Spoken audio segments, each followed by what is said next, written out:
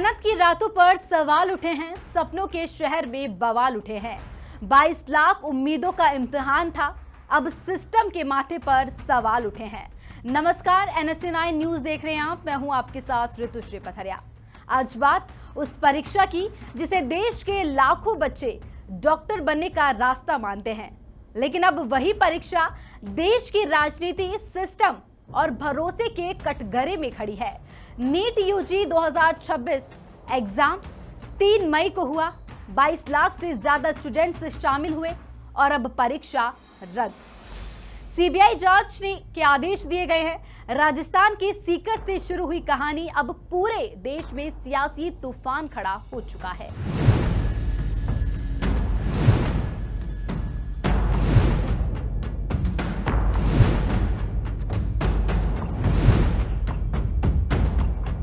बोल रहे हैं आपको इस बारे में? जो भी पेरेंट होते हैं बहुत पैनिक में हो जाते हैं कि बच्चे भी पूरे साल 2 साल तैयारी करते हैं, अपना जी जान लगा देते हैं, 12 घंटे पढ़ते हैं। जिस दिन एग्जामिनेशन होता है कई बच्चे तो सोचते हैं कि होगा नहीं होगा अलग बात है, बट एटलीस्ट मैथ जो तैयारी करनी थी वो एटलीस्ट बंद हो गई, तो बहुत पैनिक सिचुएशन हो जाती है।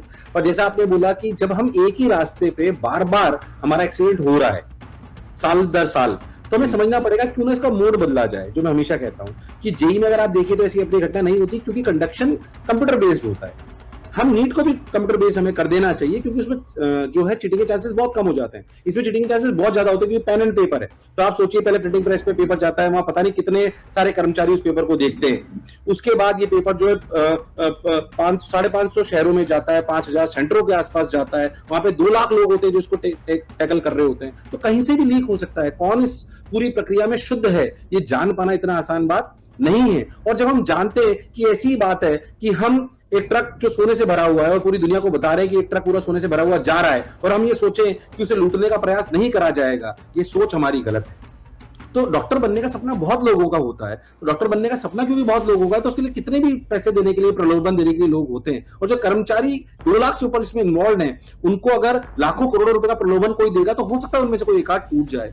पर यह भी सच है कि सिर्फ कुछ हजार बच्चों तक ये पेपर शायद पहुंचा होगा, मुझे नहीं पता कितने तक पहुंचा। पर आप समझिए कि उस छोटे से क्राइम जो कुछ लोगों ने करा, उसका खामियाजा 25 लाख बच्चों को, 24 लाख बच्चों को भुगतना पड़ रहा है। और उन 24 लाख बच्चों से कम 1 करोड़ लोग साथ जुड़े हुए हैं। ये कोई छोटा मोटा एग्जामिनेशन नहीं है। 1 करोड़ लोगों को आज आहत पहुंची है, उनका दर्द है।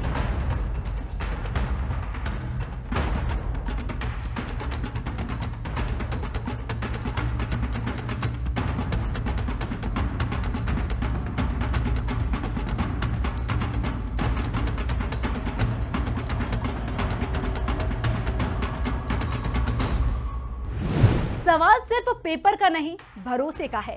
3 मई 2026 को देश भर में नीट परीक्षा हुई। हर शहर में परीक्षा केंद्र, हर घर में उम्मीदें। किसी मां ने मंदिर में दिया जलाया, किसी पिता ने फीस भरने के लिए कर्ज लिया, किसी बच्चे ने 2-2 साल ड्रॉप कर तैयारी की। लेकिन परीक्षा खत्म होने के कुछ दिनों बाद राजस्थान से खबर आई, गैस पेपर के सवाल हूबहू मैच हुए हैं। पहले कहा गया पेपर लीक नहीं हुआ, और फिर कहा गया गैस पेपर वायरल था। फिर जांच आगे बढ़ी और अब परीक्षा रद्द।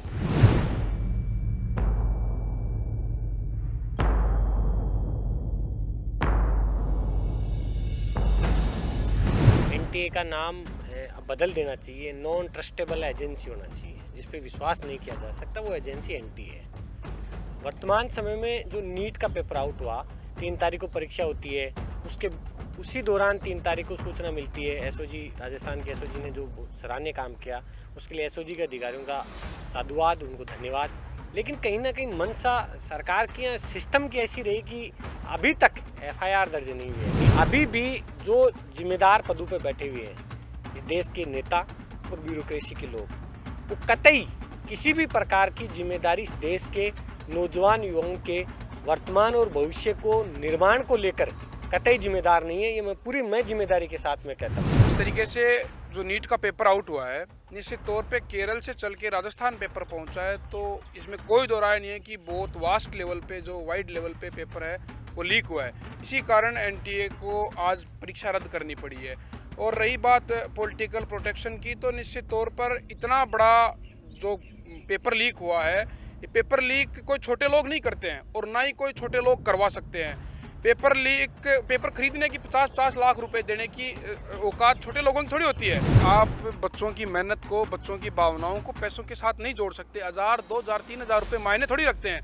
कोई बच्चा बिहार से चल के राजस्थान में आ रहा है, कोटा में आ रहा है, 20,000 रुपये महीने के रहने के खर्च कर रहा है, 2-2 लाख रुपए वो फीस दे रहा है, उसके लिए 2-4 हज़ार रुपये मायने थोड़ी रखते हैं। उसकी मेहनत को देखिए, किन परिस्थिति में उस व्यक्ति ने 12-12 में जो नीट की तैयारी कोई बच्चा करता है तो एक मिनट का हिसाब, एक दिन का हिसाब रख के तैयारी करता है। उसके माँ बाप एक दिन, एक महीने के हिसाब से लोगों से पैसे उधार ले लेके बच्चे को नीट की तैयारी कराते हैं। उसका हिसाब कौन देगा? 2,000-4,000 रुपये की सहूलियत को उससे क्या फ़र्क पड़ रहा है? ये तो जांच एजेंसियों का फेलियर है और एनटीए का फेलियर है और सरकार को जिम्मेदारी लेनी चाहिए कि जो ऐसे एग्ज़ाम्स जो कंडक्ट करवाते हैं, ये छात्रों के, लाखों छात्रों के भविष्य का सवाल है और ये भविष्य के साथ साथ इस देश की जो रीढ़ है, उस रीढ़ पर प्रहार है।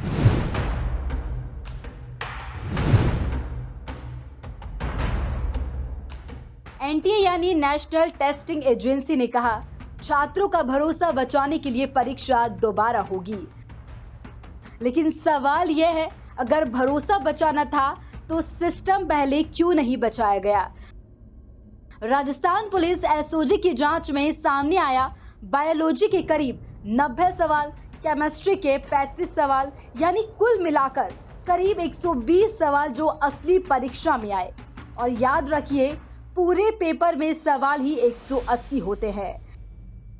यानी अगर आरोप सही है तो आधे से ज्यादा परीक्षा का मैटर पहले से ही बाहर आ गया था। 120 सवाल मैच हो गए। सूत्र बताते हैं कि सवाल प्रिंटिंग से पहले बाहर पहुंचे, फिर क्वेश्चन बैंक तैयार हुआ, चुनिंदा छात्रों तक पहुंचाया गया और पैसे लिए गए। अब सोचिए, एक बच्चा रात भर पढ़ रहा था और दूसरा तैयार सवाल रट रहा था, तो मुकाबला बराबरी का कैसे हुआ? एक नंबर की लड़ाई और 120 सवाल का खेल, यह समझना बहुत जरूरी है। नीट कोई साधारण परीक्षा नहीं। देश में एमबीबीएस की सीटें करीब 1,30,00,000, सरकारी सीटें सिर्फ 60,000 के आसपास, लेकिन परीक्षा देने वाले 22 लाख से ज्यादा। यानी एक सीट पर 17 दावेदार और सरकारी college. AIIMS Delhi, MAMC, top medical college जहां फीस हजारों में, वहीं प्राइवेट कॉलेजों में फीस करोड़ तक पहुंच जाती है। इसलिए एक नंबर सिर्फ नंबर नहीं होता, वह तय करता है सरकारी कॉलेज मिलेगा या नहीं, एमबीबीएस होगा या नहीं, परिवार कर्ज में जाएगा या नहीं। और ऐसे में अगर 120 सवाल पहले पहुंच जाए तो मेहनत करने वाले लाखों बच्चों का क्या? अब इस मामले पर राजनीति भी तेज हो चुकी है। लोकसभा में नेता प्रतिपक्ष राहुल गांधी ने सरकार पर निशाना साधा। उन्होंने कहा, लाखों छात्र मेहनत करते हैं लेकिन पेपर लीक उनका भविष्य बर्बाद कर देता है। नमस्कार, मैं आज 24 लाख स्टूडेंट से बात करना चाहता हूं जिनको नीट पेपर लीक से नुकसान हुआ। सड़क से संसद तक हम आपके साथ खड़े हैं। 24 लाख स्टूडेंट से मैं कहना चाहता हूं, आप अकेले नहीं हो। पिछले 7 साल में 70 बार पेपर लीक हुआ है और 2 करोड़ युवाओं को पेपर लीक से नुकसान हुआ है। एक साथ हम ये लड़ाई लड़ेंगे और ये लड़ाई जीतेंगे। ये पेपर लीक हुआ है, पेपर माफिया सक्रिय है, सरकार की मेहरबानी से पेपर माफिया काम कर रहा है। पेपर माफिया के खिलाफ सख्त से सख्त कार्रवाई करना भाजपा सरकार की जिम्मेदारी है। भाजपा सरकार में पेपर लीक हुआ है, इस पेपर लीक होने के लिए आप जिम्मेदार है। राजस्थान का कानून जो हमारे टाइम पे बना था, वो जब रीट का पेपर लीक हुआ तब हमने पेपर कैंसिल किया, आरपीएससी के सदस्यों को गिरफ्तार किया और लगातार हम कह रहे हैं कि ये भाजपा सरकार हमेशा पेपर लीक के मामलों को दबाती है। बार बार जिस प्रकार से पेपर लीक होते हैं, बच्चे मेहनत करते हैं, उनके सपने हैं 1 मिनट में टूट जाते हैं। किस प्रकार से माता पिता उनको पढ़ाते हैं, उनकी तैयारी कराते हैं और वो सब एकदम खत्म हो जाती है। तो ये जो पेपर माफिया है, ये पूरा जो है इसका मैं समझता हूँ पूरे देश के अंदर नेटवर्क है। इस पे बड़ी कार्रवाई होने की जरूरत है ताकि इस प्रकार की बातों पे भविष्य में रोक लगे। गरीब परिवार होते हैं, वो गरीब परिवार, कोचिंग इतनी महंगी है, कोचिंग करने के लिए कई लोग दिल्ली आके रुकते हैं, दिल्ली में किराए की जगह लेते हैं बच्चे, अपने माँ बाप, कई लोगों के माँ बाप अपनी सोना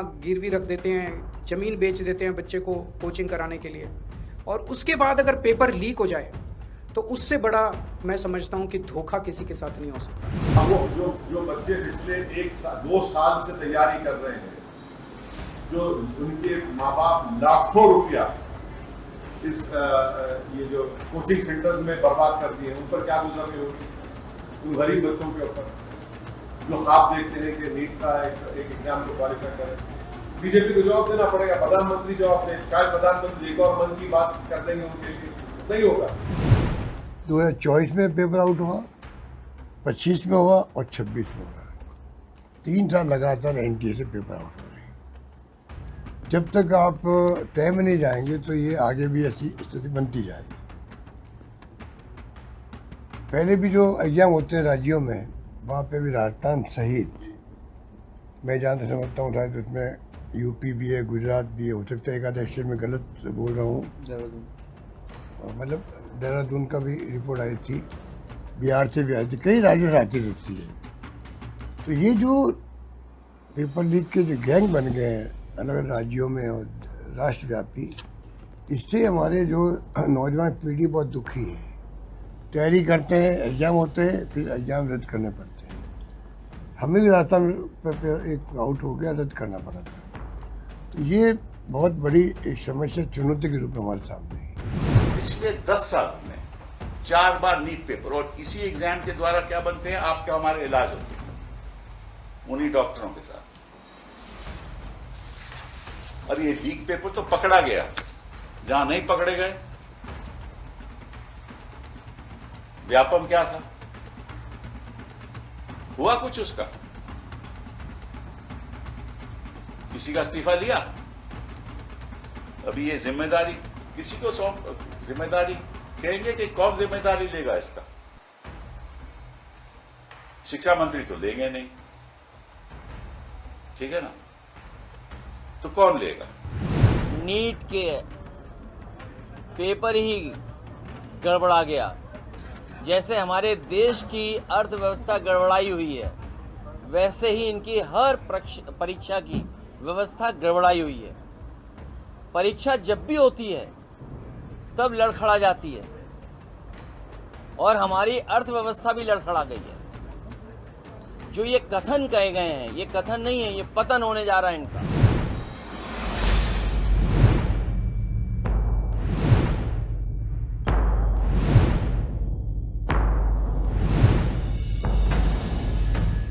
और अब सवाल राजस्थान सरकार पर भी उठ रहे हैं, क्योंकि बीजेपी ने पिछली कांग्रेस सरकार को पेपर लीक मुद्दों पर जमकर घेरा था। हर मंच से कहा गया, हम आएंगे तो पेपर लीक बंद होगा। लेकिन अब नीट जैसा राष्ट्रीय एग्जाम और लीक की जड़ राजस्थान से। यहीं से विपक्ष को मौका मिला, शायराना अंदाज में कहे तो, जो कल तक दूसरों के घर में आग गिन रहे थे, आज उनके आंगन में धुआं उठ रहा है। सिस्टम फेल हुआ या कोई अंदर का खेल है?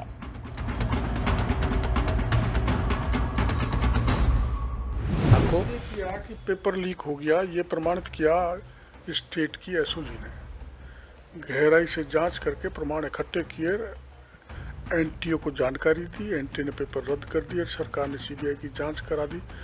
इससे संवेदनशील कोई सरकार हो नहीं सकती। लेकिन सर, विपक्ष इस पूरे मामले को लेकर के पूरी राजनीति कर रहा है, इसके सिवा कुछ नहीं। इतना क्विक रेस्पॉन्स कोई सरकार नहीं दे सकती जो इस सरकार ने एनटीए दिया है, और इतनी गहराई से इतनी जल्दी एसओजी ने कभी जांच नहीं की। पिछले राज्य में तो 18 में से 17 पेपर लीक हुए थे, उनमें हमारे कहने से एफआईआर तक नहीं हुई उल्टा हम जब एफआईआर दर्ज कराने गए तो हमको जेल में डाल दिया गिरफ्तार करके। ये हालात थे, उनको कोई नैतिक अधिकार नहीं है सवाल उठाने का। सर, 18 से 20 लोग इसमें एसओजी ने गिरफ्तार कर लिए गए थे, लेकिन जो मुकदमा था वो दर्ज नहीं किया गया, एफआईआर दर्ज नहीं हुई थी। कोई आनंद फानंद मुकदमा दर्ज नहीं होता। अगर आप ऐसी एफआईआर दर्ज करो तो बेसलेस वो कोर्ट में उड़ गई, तो इसलिए गहन जांच के बाद एफआईआर दर्ज की जा रही है।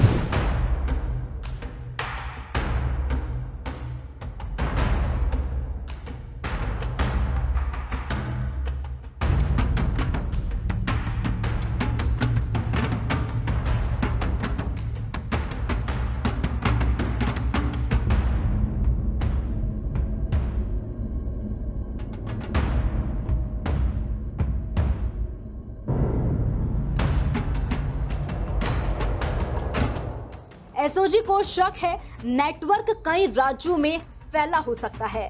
चैट रिकॉर्ड खंगाले जा रहे हैं, पैसों का ट्रेल देखा जा रहा है। सीकर, झुंझुनू, चूरू, नागौर, देहरादून कई शहर जांच के घेरे में है। मुख्य आरोपी हिरासत में लिया गया है। जयपुर से मनीष नाम के आरोपी को हिरासत में लिया गया है, लेकिन जनता पूछ रही है क्या सिर्फ छोटे खिलाड़ी पकड़े जाएंगे या असली मास्टरमाइंड भी सामने आएंगे। एनटीए ने साफ कहा है दोबारा फॉर्म नहीं भरना, पुराना रजिस्ट्रेशन मान्य, फीस नहीं लगेगी, पुराना सेंटर रहेगा और नई परीक्षा तारीख जल्द घोषित होगी। लेकिन सच यह भी है एक बार परीक्षा देना आसान नहीं होता। कई छात्र मानसिक दबाव में है, कई परिवार फिर से तैयारी में जुटेंगे और जिन बच्चों ने ईमानदारी से मेहनत की उनके मन में अब एक डर बैठ गया है। क्या मेहनत काफी है? क्या सिस्टम से लड़ना भी जरूरी है?